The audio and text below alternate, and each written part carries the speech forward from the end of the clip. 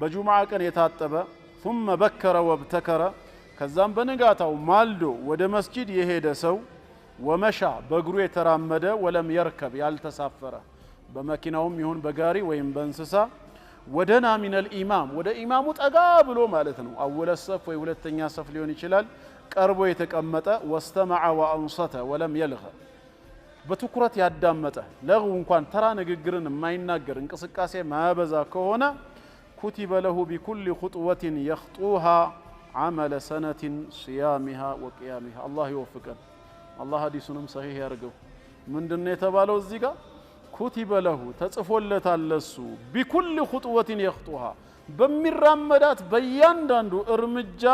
عمل سنة የአንድ አመት ኸይር ስራ ይጻፍለታል صيامها ያ ኸይር ስራ አመት ሙሉ እንደጾመ